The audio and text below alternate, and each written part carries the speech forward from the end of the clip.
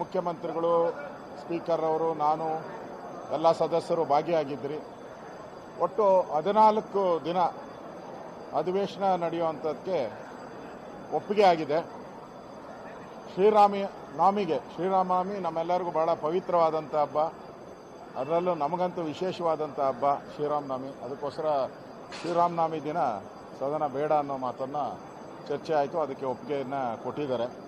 ಉಳಿದಂತೆ ಒಂದು 8-10 ಬಿಲ್లుಗಳು ಚರ್ಚೆಗೆ ಅವಕಾಶ ಕೇಳಿದ್ದಾರೆ. ಅದಕ್ಕೆ ನಾವು ಒಪ್ಪಿಗೆಯನ್ನು ಕೊಟ್ಟಿದ್ದೀವಿ. ಬಿಲ್ ಚರ್ಚೆಗೆ 3 ದಿನ ಮುಂಚೆ ಕೊಡಬೇಕು ಯಾವುದೇ ಬಿಲ್ ಅಂತ ಹೇಳಿ ಒಂದು ಕಂಡೀಷನನ್ನು ಕೂಡ ನಾವು ಹಾಕಿದ್ದೀರಿ.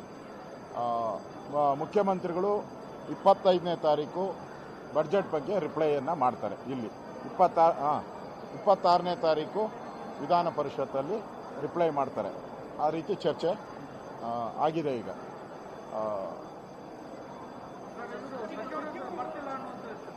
ಈಗಾಗಲೇ ಅದ್ರ ಬಗ್ಗೆ ನಾವು ಹೇಳಿದಿರಿ. ಯಾವ್ಯಾವ ಸಚಿವರು ಪ್ರಶ್ನೆ ಬರುತ್ತೋ ಅವರೇ ಉತ್ತರ ಕೊಡಬೇಕು. ಏನಾದರೂ ವಿಶೇಷ ಸಂದರ್ಭ ಇದ್ದರೆ ಅವ್ರೇನಾನ ಮೇಲ್ಮನೆಯಲ್ಲಿ ಆ ಥರದ್ದೇನೋ ಇದ್ದರೆ ಮೈಗೆ ಹುಷಾರಿಲ್ಲೇ ಕೊಡಲಿ.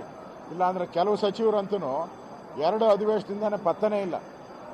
ಬೆಳಗಾವಿ ಅಧಿವೇಶನದಲ್ಲೂ ಪತ್ತೆ ಇಲ್ಲ, ಈ ಅಧಿವೇಶನದಲ್ಲೂ ಪತ್ತೆ ಇಲ್ಲ. ವಿಧಾನ ಸಭೆಗೆ ಬರಲ್ಲ 3-4 ಜನ ಸಚಿವರು. ಆ ಥರ ಸೋಮಾರಿ ಸಚಿವರು ಇದ್ದಾರೆ. ಆ ಸೋಮಾರಿ ಸಚಿವರುಗಳಿಗೆಲ್ಲ ಬುದ್ಧಿವಾದ ಹೇಳಬೇಕು ಅನ್ನೋ ಮಾತನ್ನು ಹೇಳಿದ್ದೀರಿ. ಅವೆಲ್ಲ ಚರ್ಚೆ ಆಗಿದೆ.